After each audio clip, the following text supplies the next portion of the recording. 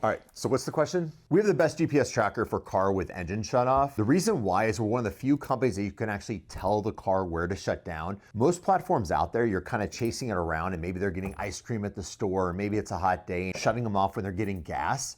It's not effective. Our technology, you can tell the address and phone number where to shut down. That could be home, that could be at work, or the next location. Start to Disable makes it really easy to disable the car. And then if they do make a payment, if that's a rental, if it's a finance vehicle, or even if it's a personal vehicle and you're worried about theft, some parents use them for teenage drivers. It's a pretty effective tool just to click a button. It'll act just like a dead battery.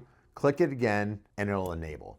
If you want to talk about car starter disable, the easiest way to get a hold of me is direct 480-292-9579. You can email Mike@GPS and Track or hit this QR code and I'll give you all the information about the starter disable feature.